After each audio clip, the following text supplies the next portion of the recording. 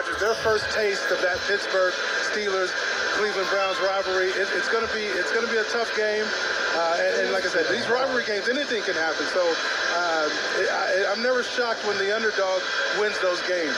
I'll be sharing and comparing notes on what happened between those two franchises against the Vikings, of course, on the international break. You couldn't have two more opposite quarterbacks at stages of their careers, either in Rodgers and Gabriel. Yeah.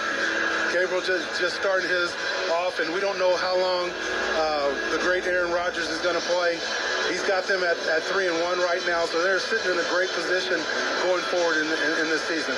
Yeah, it'll be interesting to see what Rodgers and the Steelers can do in the AFC North coming into this round of games with the 3-1 record, on their schedule, with the Bengals at 2-2, Baltimore on 1-3, and Cleveland at 1-3 coming into this weekend now 1-4 for the Browns. I don't think anybody expected Baltimore to be 1-3 either after 4 weeks in the season. Not with their quarterback, Lamar Jackson. Yeah, it's raised eyebrows all round, I think, across some of the NFL in terms of where the standings are at this point. Hope springs eternal, though, in Cleveland. 41 quarterbacks, as we've touched on. Dylan Gabriel, is there any level of comparison that you can make from what we've seen from the previous 40 in their first games and what Dylan Gabriel showed us today, or do we just have to not get hyperbolic? The jury's still out. Yeah, the jury's definitely still out. It's one game. He definitely played well. He played and executed the game plan. That was the biggest thing for me. Can he execute this game plan? Can he stick to what the coaches want him to do? Does he get out of himself and try to do too much? No, he didn't do that. And we talked about that earlier. He's played a lot of football in a lot of different places, so I didn't think he would be phased on this stage. Byron, it's been an absolute pleasure to share the broadcast with you, with the glad handing down on the field that I saw you doing with anybody and everybody in a bit of purple, and of course Commissioner Roger Goodell as well, to actually calling the game and an absolute thriller here in London.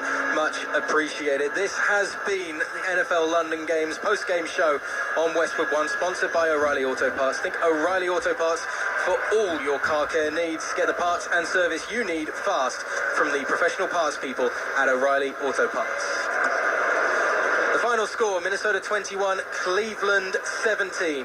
You've been listening to Westwood One's coverage of the 2025 NFL London Games. Today's broadcast has been sponsored by Lowe's, by Progressive Insurance, by Barbasol Shaving Cream, by Indeed, and by the official NFL app. We'd love to thank the crew as well, everybody who's been involved. Studio coordinator Laura Romo, studio producer Nick Pope, not the England goalkeeper, studio engineer Anthony Vitello, production assistance provided by Nathaniel Finch, statistician Alex Athunazi, spotter Chris Halford, on-site engineer Adam Bree, producer Aaron Cummins, production supervisor Brian Finkelstein, executive producer Mike Eby, the senior vice president of sports for Colmus Media, and Westwood One is Bruce Gilbert.